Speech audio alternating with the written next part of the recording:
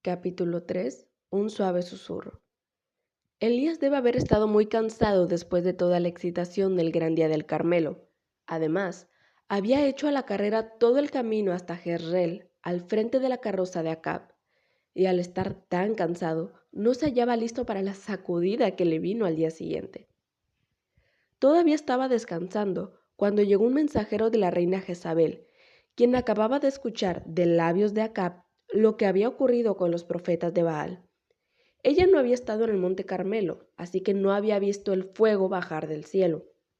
De manera que rehusó creer que el fin de la sequía tenía algo que ver con Elías o con su Dios. Furiosa de que los profetas hubieran sido muertos, mandó al profeta este mensaje: Así me hagan los dioses y añadan, si mañana a estas horas no estarás tú como uno de ellos. Un repentino temor se posesionó de Elías, olvidándose de que Dios podía haberlo cuidado en Jezreel, así como lo había hecho en el arroyo de Querit, en la cumbre del monte Carmelo y en una multitud de oportunidades. Se levantó y huyó para salvar su vida y llegó a Beerseba, que está en Judá. Recorrió más de 300 kilómetros para escapar de esta mujer airada. Por cierto, que no se volvió a sentir seguro hasta no haber cruzado la frontera entre Israel y Judá. Entonces, dejando a su siervo en Beerseba, continuó solo un día de camino y sentóse bajo una mata de retama. Para entonces estaba completamente agotado. Tan desalentado se hallaba que aún oró por la muerte. Y echándose allí, se quedó dormido. Un ángel le tocó diciéndole: Levántate y come. Dios no se había olvidado de su siervo cansado, aunque él había escapado del peligro. Al despertar, Elías miró en torno suyo y vio una torta cocida y una vasija de agua. Comió y bebió y luego volvió a acostarse. Nadie sabe cuánto tiempo durmió el profeta. Bien puede haber sido durante varias horas, pues estaba muy cansado. Entonces, el ángel de Jehová vino por segunda vez y le tocó diciendo: Levántate y come, porque te queda todavía mucho camino. Así, Elías encontró una segunda comida que lo esperaba en el desierto. Mientras comía, debe haberse pensado en cuán maravilloso era que Dios supiera dónde estaba él y a dónde iba, que Dios supiera que él no encontraría alimento en el camino, que a Dios no se le ocultara que ese trajín era demasiado grande para sus fuerzas y que se interesaría en su bienestar personal. Con toda gratitud, Elías comió y bebió, y anduvo con la fuerza de aquella comida durante 40 días y 40 noches hasta llegar al monte de Dios, Horeb. Toda la vida había querido visitar Horeb, donde tantas maravillas les habían ocurrido a los hijos de Israel en tiempos pasados. Él sabía que se lo llamaba el monte de Dios y esperaba que tal vez allí pudiera acercarse más al Señor de lo que había estado antes. Mi Dios es Jehová, se dijo a sí mismo mientras viajaba día tras día por el desierto solitario. Mi Dios es Jehová, pero le veré cuando llegue a su monte. ¿Escucharé su voz? Por fin llegó y se paró con gran reverencia sobre la montaña histórica. Por fin Horeb, aquí donde Moisés había estado, aquí donde Dios había hablado a solas con su siervo fiel cuando Israel salió de Egipto. Pero ¿dónde estaba Dios ahora? De repente, sopló un viento fuerte, más poderoso que el que había traído la lluvia al Carmelo.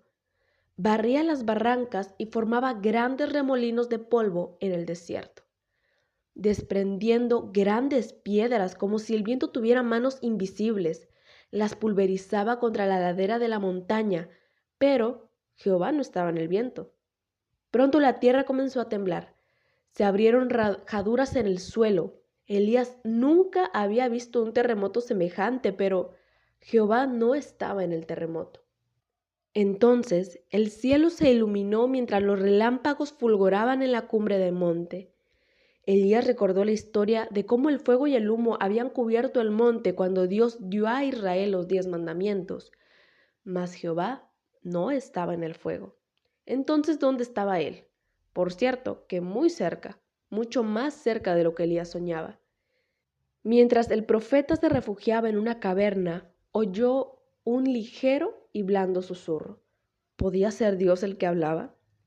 Él había pensado que el Dios poderoso del cielo estaría en el huracán, en el terremoto o en el fuego, pero no en una voz o en un susurro tan suave como este. Sin embargo, mientras escuchaba, sintió el poder de Dios en las palabras que fueron pronunciadas, porque Dios le hizo una sola pregunta sencilla. ¿Qué haces aquí, Elías? Él no esperaba esto. Había recorrido todo este camino para ponerse en comunión con Dios y adorarlo, y no para contestar preguntas. Sin embargo, sabía lo que Dios le quería decir. Él sabía que Dios le decía, ¿por qué no estás tú en Jezreel representándome ante la malvada Jezabel? ¿Por qué escapaste de ella? ¿Por qué no te quedaste para consolidar la victoria que te di sobre el Carmelo? Elías, Elías, ¿por qué me has fallado? Ese suave susurro conmovió al profeta más que cualquier otra cosa que hubiera visto u oído en Horeb. Comenzó a disculparse y a compadecerse de sí mismo. Solo quedo yo, dijo, y me buscan para quitarme la vida. No, le contestó Dios, voy a dejar con vida a 7,000 cuyas rodillas no se han doblado ante Baal. Con esas palabras le sugería que otros no habían huido. Entonces Dios le dijo que regresara a su puesto de deber. En camino habría de ungir a Hazael por rey de Siria, a Jehú para ser rey de Israel y a Eliseo, sí, Eliseo, para ocupar su lugar como profeta del Señor. Mientras viajaba hacia el norte rumbo a Damasco, Elías pensó una y otra vez en lo que había ocurrido en Horeb. ¿Cómo podía olvidarlo? Cuanto más lejos viajaba, más se acrecentaba ese suave susurro, hasta que parecía sobreponerse al rugido del terremoto, del viento y del fuego. Vete, vuélvete, y a Eliseo le ungirás para que sea profeta en lugar tuyo. Así había hablado Dios. Humildemente, Elías procedió a obedecer.